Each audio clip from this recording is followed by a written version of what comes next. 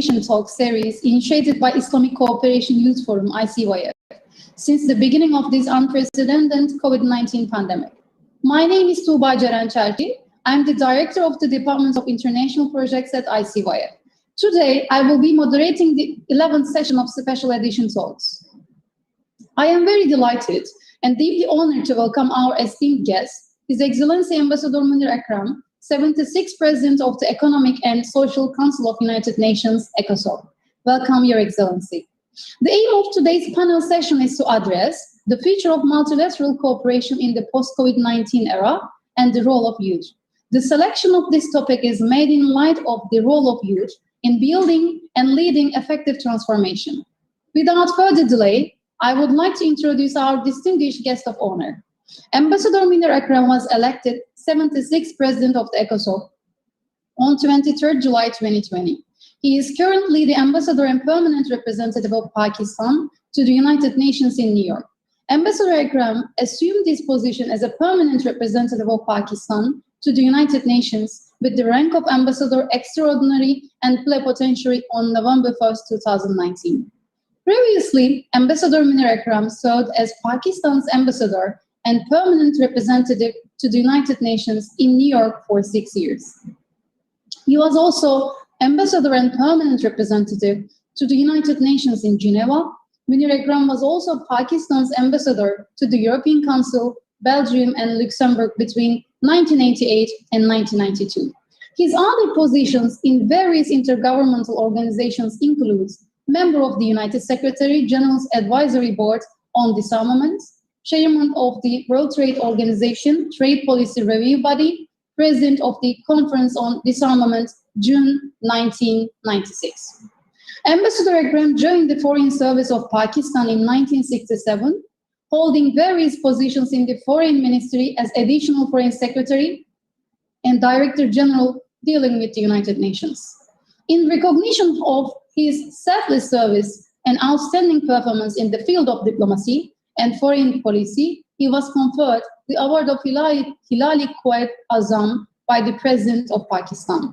Without further ado, I would like to give the floor to His Excellency Munir Akram to enlighten us on the future of multilateral cooperation in the post-COVID-19 era and the role of youth. Your Excellency, the floor is all yours.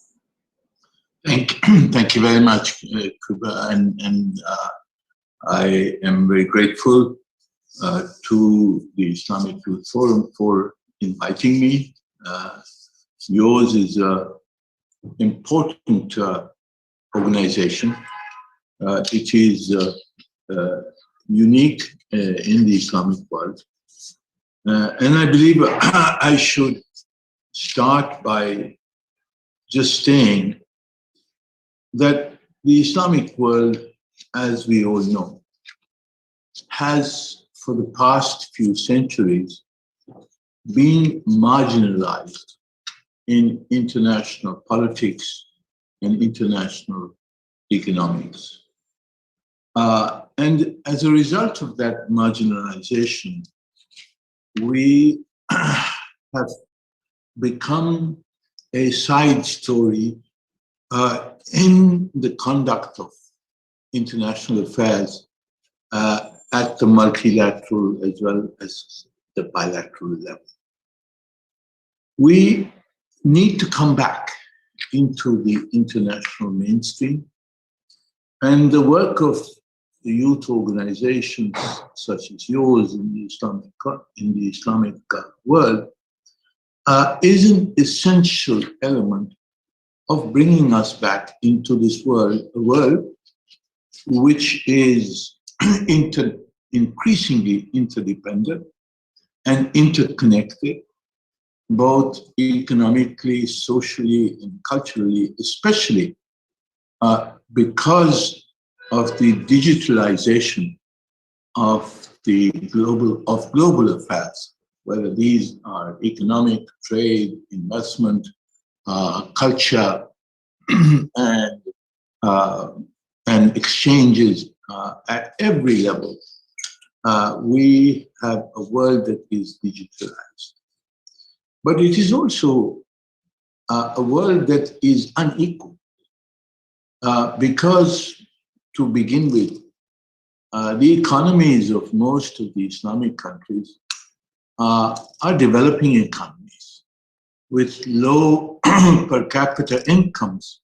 But even where per capita incomes are high, we have low human development of skills, the ability to actually make a difference in the conduct of international economics, trade, technology, etc. The connectivity in the digitalized world between the Islamic countries and the rest of the world is also unequal. The level of our connectivity is low in most countries. Of course, there are some Islamic countries which are very advanced. Turkey is one of them. But many Islamic countries, especially in Africa, parts of Asia, parts of South Asia, have a low integration into the global economy, into the global supply chains, into the world of education, culture, and because they have no connectivity. Today, when the world has faced so many lockdowns because of the COVID-19, much of the Islamic world, because of the lack of digital connectivity, is in the dark. Our children do not know what is happening in the world. They do not have the same access to education that which we and the developed countries are able to access through the internet connectivity, because all learning has moved online.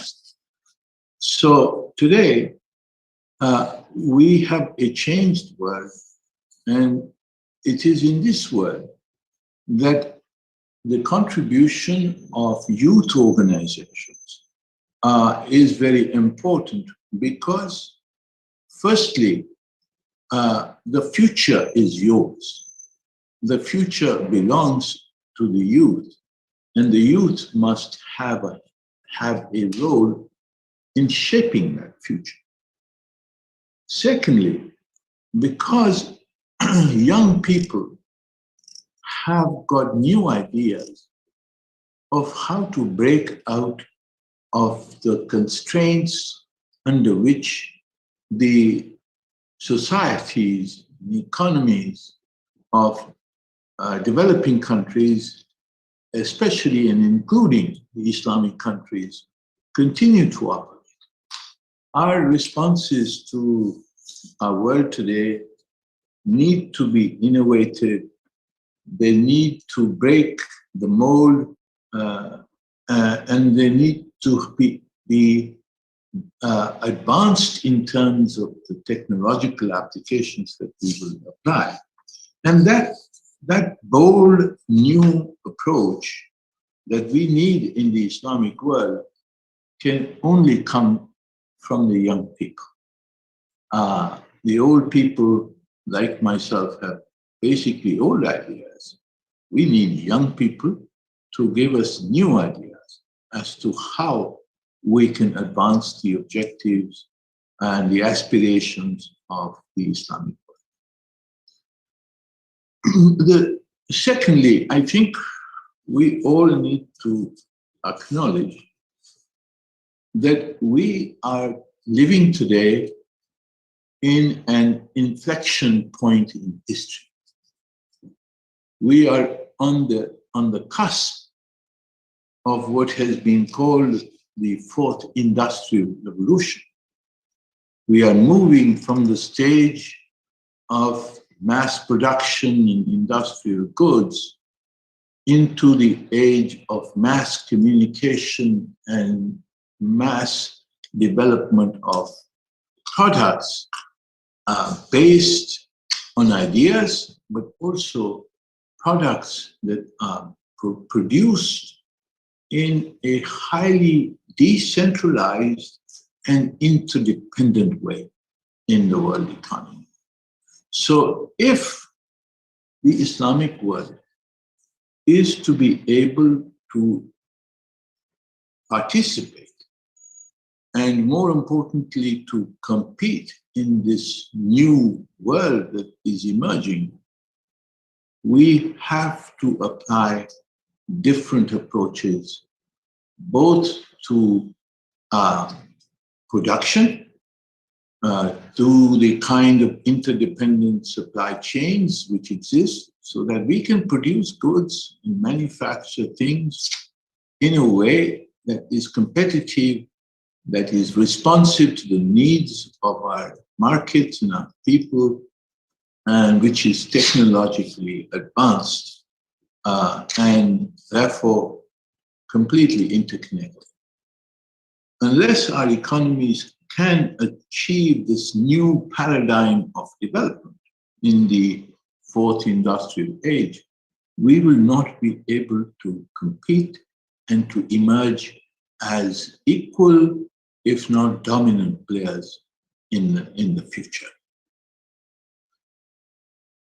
At the same time, we must see that as we are entering into this new industrial age, we are facing imposing challenges which are both immediate as well as structural challenges. In the immediate context, we are suffering from the effects of a devastating pandemic. Like the rest of the world, but in the Islamic world, although the pandemic, of course, has taken lives in so many of our countries, the impacts have been differentiated. Some have suffered more than others in the health field and have had different levels of responses to the health crisis. But at the same time, all of us have suffered in terms of the economic and social impacts of the COVID crisis. Our economies have contracted between 5 to 20% in different parts of the Islamic world. Our economies, like other countries, our economies have contracted sharply. But our capacity to respond to this crisis, the health crisis, the economic crisis, our capacities are also very different. Some of the Islamic countries have been fortunate to have strong health systems. Some are fortunate to have the financial resources required to inject money into revival of the economy, to spend on social needs, to keep the small and medium-sized enterprises in our countries alive, to invest in infrastructure to recover from the recession imposed by the COVID crisis. But many of us, and I would say the majority of the Islamic countries, are in the same position as some of the poorest, least developed countries, which is we do not have the institutional and the financial capacity to respond to the crisis. Many of our poorest members in the Islamic Conference group are in Africa. Many of them are facing high debt stress. They will be unable to meet their debt obligations. They do not have the resources to help in their populations, the poorest among their populations, to cope with the crisis. Millions of jobs have been lost across the world. It's estimated the equivalent of 400 million jobs have been lost. Many of the lost jobs are also in the poorest and most vulnerable Islamic countries.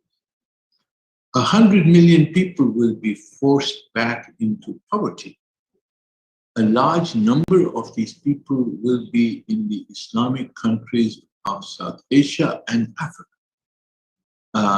And therefore, I think the Islamic world and the Islamic youth in particular have a very important responsibility to see how our countries, our brotherhood, the Ummah, how we can respond with solidarity to the needs of our most vulnerable members in Africa, South Asia. How can we help the poorest amongst us to recover from this crisis and to revive our economies? And unless we can do that, I think the Islamic world as a whole will not be able to meet the challenge of emerging into the fourth industrial age. Our performance will remain unequal, our performance will remain patchy, our people will continue to go down the ladder of inequality rather than go up the ladder of equality in the world. But of course, beyond the Islamic countries, beyond the actions that we require within the Islamic world, we also need to participate in the actions that are required at the international and the multilateral level, especially within the context of the United Nations. We need to work very diligently to, first of all, mobilize the international financing that is required to help the smallest developing countries. We in ECOSOC, in our presidency, we have identified several urgent actions that are needed to mobilize international finance. We believe, first and foremost, that debt restructuring is essential. The debt of the highly stressed countries, and there are over 50 developing countries which are under high debt stress. They do not have the fiscal space to both support their poorest people and to service the high debt payments that they need to make. And therefore, debt restructuring is an important first and urgent action that is required for developing countries. Secondly, many countries, not only the least developed, but also some of the middle-income countries, require the liquidity to invest in a recovery from the crisis, to invest in sustainable infrastructure, to invest in social infrastructure, to invest in health and education programs. And that liquidity, as you know, has been available to the advanced countries. The richer countries in the OECD and others have mobilized over $14 trillion and injected this money into their economies for recovery. The developing countries need about $4.2 trillion for recovery and achievement of the SDGs, and they have no space. They do not have access to reserve currencies which they can print in order to create the liquidity. So liquidity has to be created for them. And for this purpose, the creation of new special drawing rights by the International Monetary Fund is essential. And the redistribution of those IMF quotas which have not been utilized by some of the richer countries, the redistribution of these quotas to developing countries is also an important step required to create the liquidity in the developing world. I am very gratified at the statement that we heard from the Treasury Secretary of the United States recently, endorsing the creation of $500 billion in new SDRs. This was a proposal that was made by Prime Minister of Pakistan, among others, and has been supported internationally. So I'm very glad that this response has come from the new administration in the United States. So that is important. Thirdly, we need to bring the private sector into the debt restructuring exercise. The G20 countries have called for participation by the private sector in the debt suspension initiative which the G20 has launched, but the private sector has so far resisted participation in this debt suspension initiative on various grounds, and therefore we need to have political pressure exerted on the private sector, on the credit rating agencies. We need to have mobilization of the political will in order to convince the private sector that they must also participate in helping the developing countries come out of this crisis. And suspension and restructuring of private sector debt is an important component of the relief that is required by developing countries. Fourth, we need to focus on mobilizing greater concessional finance for the developing countries. The poorest countries cannot afford to take new debt. They cannot afford to repay the new debt, and therefore they have to be helped by the availability of concessional finance. The 18th IDA, I believe, had allocated about $30 billion in concessional finance. I think this needs to be at least doubled in this. The new IDA window needs to be doubled. And we need to hold the donor countries who have promised for many years the provision of 0.7% of their GDP as official development assistance. We need to hold them to that promise because most of them have not fulfilled that promise. And in this crisis, while they are printing $14 trillion for themselves, they can surely provide a segment of that new money that is being printed to provide concession finance for the developing countries in the form of fulfilling their ODA commitments.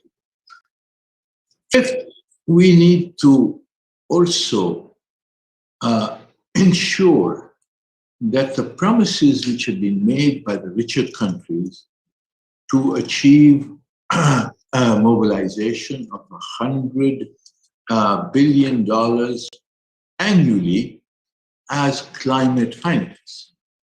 The recovery that the developing and the developed countries will need to make from this crisis is also an opportunity to what the Secretary General has called to build back better.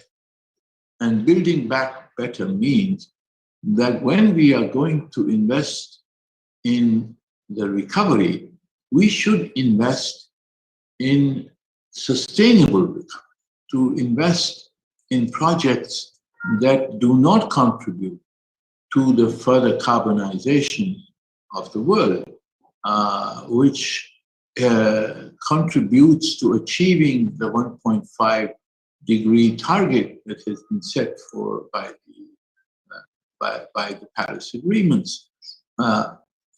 We have to invest, in short, in sustainable infrastructure, because sustainable infrastructure is what is going to impact on 92% of the SDGs. We cannot have a green recovery. We cannot have a sustainable recovery if we do not invest in sustainable infrastructure, in energy, in transportation, in communications, all the sectors that we need to transform from the fossil fuel economy into the green economy. And therefore, that change of direction investment into sustainable infrastructure is a vital part of the fourth industrial age that we are emerging into. The developed countries have promised $100 billion annually as climate finance. They have not fulfilled that for many years. And we need to hold them to fulfill that promise. If they are calling for a new Green Deal, they have to participate in financing the new Green Deal because the developing countries do not have the resources to be able to participate and to finance all the actions that are required on climate change. So this is the fifth action that we require. And the sixth action is to halt the flow of illicit finance out of the developing countries.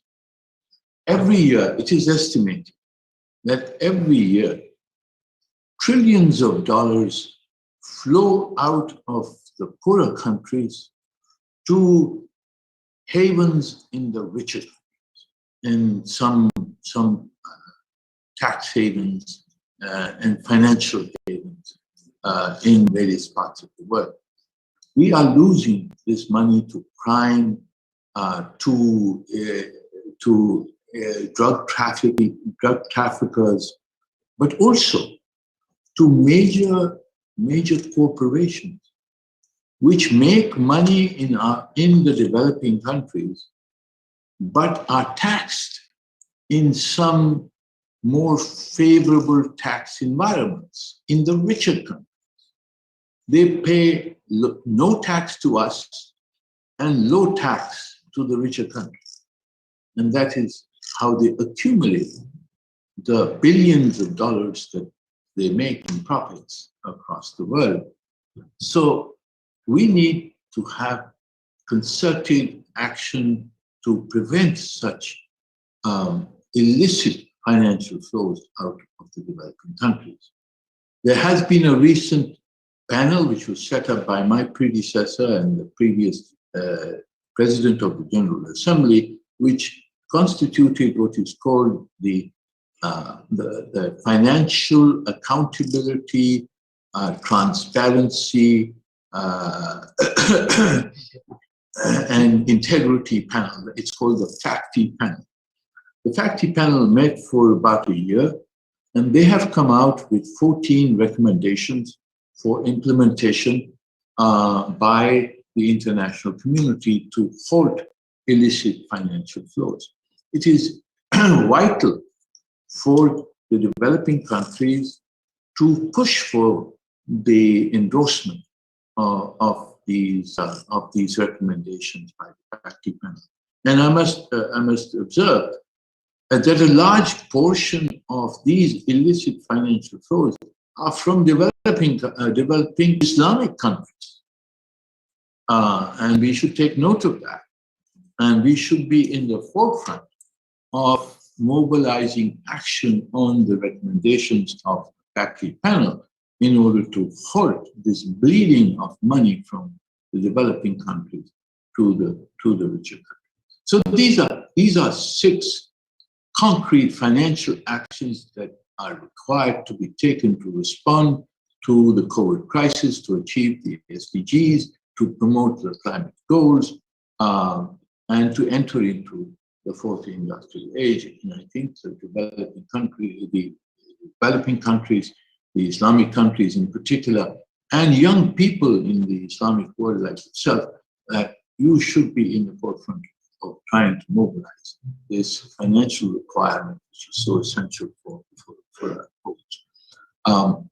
I will just mention the opportunities where you will have as youth and as youth from the Islamic world participate.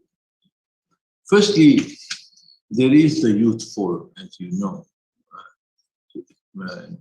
This Youth Forum will be held from the 7th and 8th of April at the United Nations. This will be the 10th anniversary of the Youth Forum. And this is a unique space which is available young people to speak and to make their voices heard.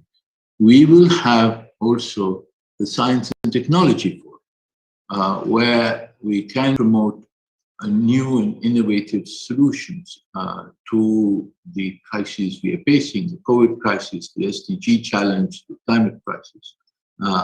And we will have the Development Cooperation Forum, where all the work of the UN agencies will be reviewed.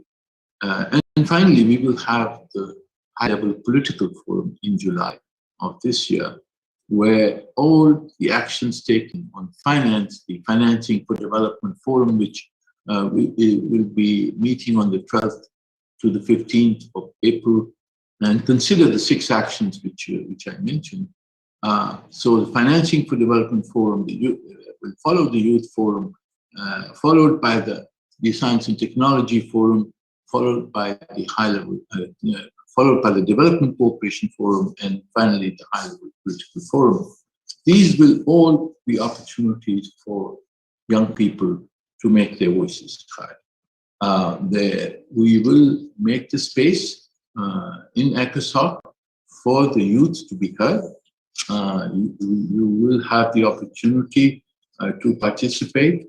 The UN must reach out to you, but you must also reach out to the UN and participate actively in all these forums. Make your voices heard, make your proposals. The future is yours and you must shape it. Thank you. I'll stop here. Thank you very much, Your Excellency, for a very wide approach to the issue, especially to explaining the Islamic countries, the poorest country, and as well as the developing countries. And what can I understand for the very well-defined presentation of yours? And having the responsibility and the recognition of the reality in the Islamic states, especially from the point of Islamic cooperation, the Organization of Islamic Cooperation, to make sure that what are the current status and the challenges at the Islamic cooperation, and what are the status of our member organizations. And also it was a really important point to understand 6 financial actions from the ECOSOC agenda.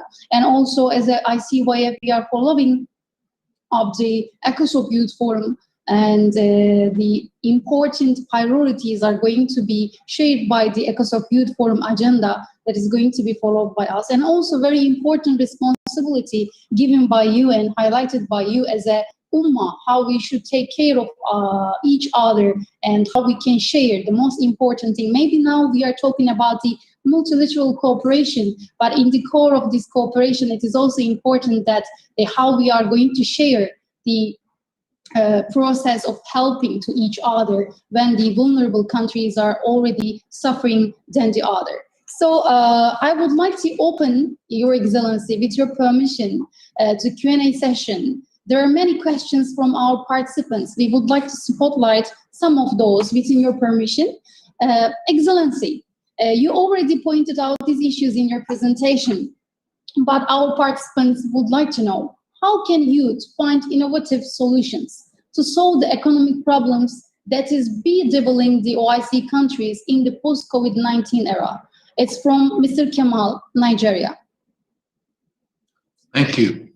Thank you, Jamal. Thank you for that question. Innovative ideas, I must say, first of all, must come from the youth. It is to you that the world is looking for new ideas. Most of the new startups in the developing and the developed world, the startups are mostly from young people with new ideas. And of course, these new ideas must respond to the challenges, but also take advantage of the new technologies.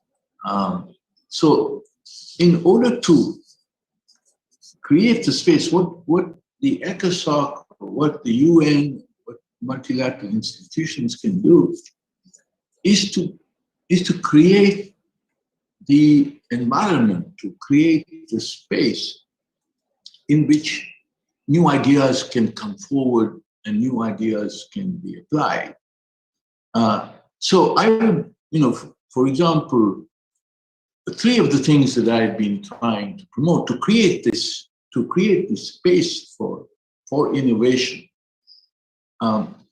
One idea is that we should create a database of all the open source technologies that are available in the world. As you know, many technologies, of course, are patented and restricted by IP rights.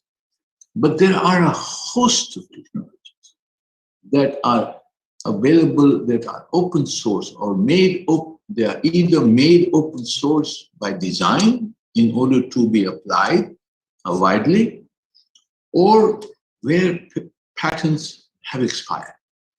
And these are now freely available. But there is no central source of information about what are these open technologies that are available and could be applied to resolve the problems of development or problems of developing countries as such. So I'm working with the United Nations Conference on Trade and Development to try and build a database, put together all the information on such open source technologies in one place, which could be digitally accessed by anybody, so that in the developing world, if we need a particular technology, we can see if any of these open source technologies are relevant to the problem and apply those. So that's one initiative. Secondly, I believe that research and development also needs to be more directed, to be more focused and targeted on the problems we are facing, on the challenges we are facing in achieving the SDGs. This experience with the vaccine has shown us that when there is a targeted requirement for science and technology, for innovation, we are able to achieve that, and we are able to mobilize the resources and deploy those resources to achieve that scientific breakthrough which is required, because we have assigned a target. Similarly, we need to see across the SDGs, across the 17 SDGs, on hunger, on poverty, on health, etc., we need to identify what are the breakthroughs that could be helpful in accelerating the implementation of those SDGs, especially by developing countries, which have less access to resources, finance, technology. What are the breakthroughs that are needed? There are diseases in the developing world on which no research was done for decades. Research was always focused on the diseases of the developed world, the cancer and so forth. But there are diseases which afflict so many developing countries on which no breakthroughs have been achieved because the research and development has not been directed. So we need to identify what are the breakthroughs that we need, bring those to the attention of the international community, especially the scientific community, the academic institutions which are engaged in research and development. We bring them to their attention. These are the objectives for achievement of the SDGs. These are 10, 20, 100 research and development objectives that we have identified, and the resources should be deployed for that purpose. And I think if we can succeed even 10% in that effort, it will be a major contribution to the SDGs. And thirdly, of course, is the whole issue of digitalization. Digitalization of the developing countries. This is a whole entire gamut of issues which involve digitalization, financing broadband, financing connectivity, developing the skills in digitalization, the issue of governance of the digital world, which is basically controlled in 2 countries and by a handful of companies. How to democratize the governance of the digital world as such, how to get the infrastructure, the broadband installed in developing countries. If you don't have broadband, there's no point in having a phone with a satellite connection. It does not give us the ability to educate ourselves, to have the kind of accessibility and speed of digitalization that enables our young people, our children, to educate themselves on the digital space. So we need infrastructure. To have broadband, we need energy. To have energy, we need investment. So I think there's a whole range of issues involved in the digitalization of the global economy, and especially the digitalization of the developing world, which need to be addressed. And this is a space that we need to address it as such. So it's a long answer to Jamal's short question. But it's very well defined and clarified with really important points, specifically importance of the governance of the digital world that all of us need to keen on. So there is another question, Excellency, from Ambassador Dr. Mohammed Shadet Amin Khan is asking, during the pandemic, youth are losing jobs. What my brother Ambassador Akram suggests to international community act to come up with this crisis? Thank you. Thank you to the doctor. Losing jobs, of course, we have to see there are 400, it is estimated, ILO has estimated the loss of about 400 million, or the equivalent of 400 billion jobs will be lost because of the pandemic. The focus has been many times on the jobs in the richer countries, how the low skill jobs have been lost, and so forth. But in the pandemic, the job losses, as I see it at least, has been very largely in the informal sector. In the sector where people earn their living through daily work. They go out for labor, they go out for construction, they are working in the agricultural community, they are selling things informally on the street. These are the majority of the people whose livelihoods have been affected, because when the economy contracts, the daily wage workers are the first affected because they are at the front edge of the informal economy. And the informal economy is the first thing that collapses when there is no money, when people are not spending money, when people are not participating in economic activity.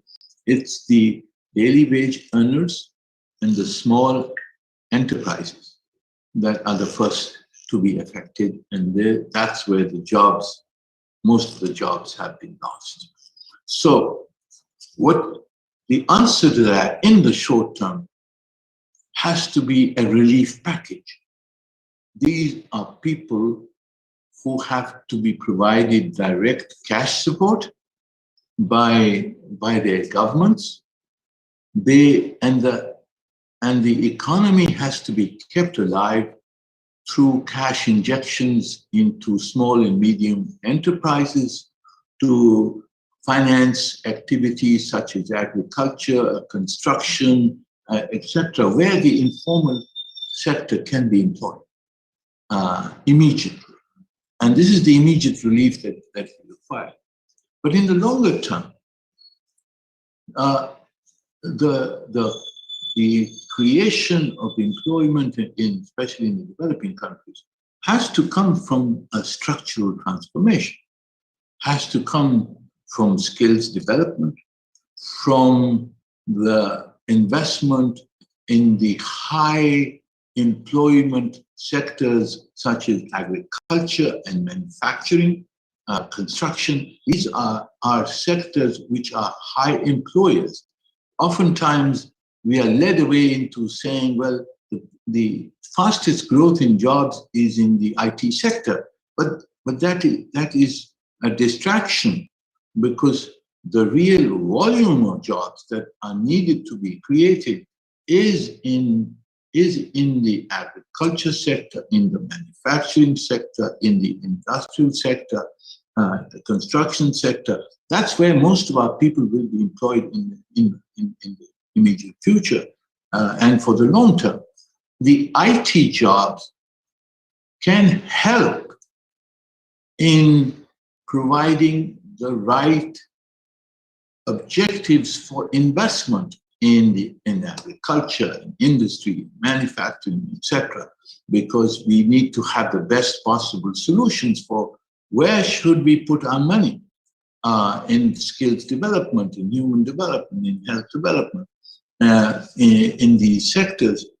So IT is a supplement. IT is an essential supplement. It is like the vitamin we need to keep our system alive and competitive as such. But the real body of our economies, the real economy, that is where we have to focus on the creation of jobs. Thank you so much, Excellency. I would like to have also another question. How can governments work closely with youth and youth-led organizations to design policies to help them face challenges of the COVID-19? From Mr. Farouk from Togo. Thank you. Well, I think first of all, youth has to get organized, and I think your organization is a very good and brilliant example of how youth can get organized. You have, of course, organized across borders, across the spectrum of the Islamic countries. But it's equally important, I think, for youth to organize at the national level. Quite often in many of our countries, our youth organizations are organized by political parties, and their activities are usually focused on political agendas as such. Now, political agendas are, of course, important. Promotion of democracy, promotion of justice and equity, and so forth. But I think that youth organizations also need to focus on the development agendas of their own country. Unless a developing country adopts the right policies, unless its priorities are focused in the right direction, unless the youth is able to bring to attention the important objectives which are not being addressed by governments, national policies will not change. National policies can be best changed nationally. At least for my part, I am not one who can support the change of the policies in developing countries through pressure from outside. That pressure needs to come from inside. And that pressure has to come from young people because it's their future. And they must be able to try to define that future by trying to influence their governments.